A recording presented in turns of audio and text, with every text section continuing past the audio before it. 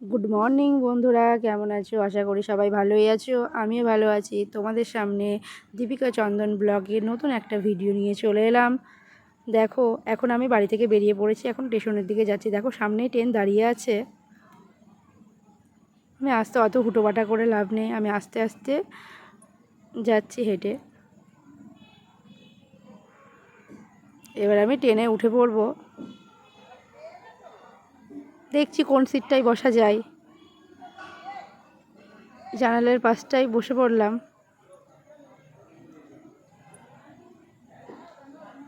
দেখো বাইরের দৃশ্যটা যেন কত সুন্দর। দেখো, সব অনেক ঘরবাড়ি স্টেশনের ধারে। এবার আমি ট্রেন থেকে নেমে পড়ব।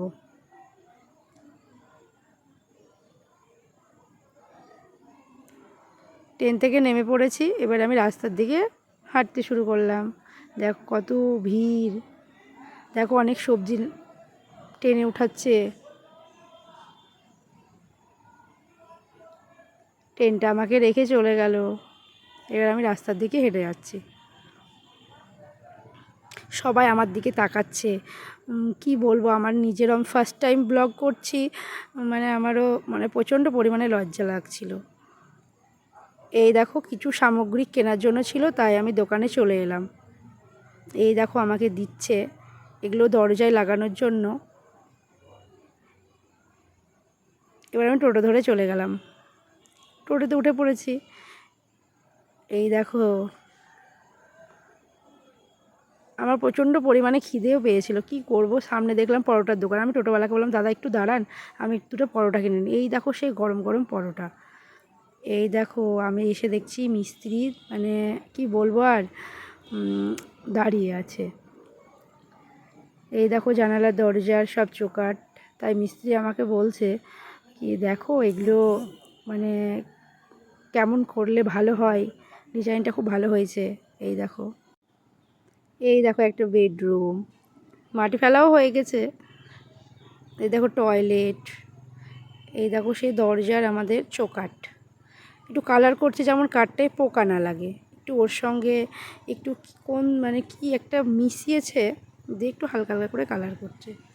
এই দেখো জানালা সব ওরা মাপ করছে কি করে। আমি ভাবছিলাম কি জানালাটা এত দেরি লাগে একটা জানালা লাগাতে। আমি ভাবতেই পারি না কি ওইখানে এত দেরি লাগবে। এই দেখো ওরা একটা জানালা নিয়েই বসে আছে। এই দেখো,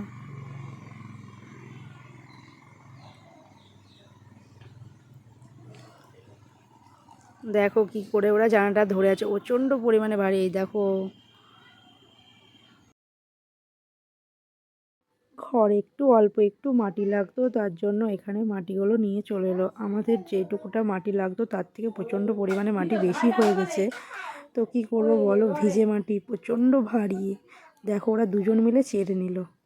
বাবা, প্রচণ্ড কষ্ট। ওরা জানলার কাছে কি করে সেটিং করবে জানলাটা, ওরা দুজন মিলে সেটিং করছে। সেটিং করা হয়ে গেল। সেটিং করা হয়ে গেল। ওই দেখো ইট ফেলছে, মেঝেতে ইট পাড়তে শুরু করেছে। ইট পাড়াটা শুরু হয়ে গেল। আর এদিকে দেখছো দুরমুশ করছে একটু কেনাকাটা। কিছু ইলেকট্রিকের দোকানে কিছু জিনিস কেনা ছিল, তাই কিনতে এসেছি। এই দেখো কেনা হয়ে গেছে, এবার আমি বাড়ির দিকে রওনা দিচ্ছি।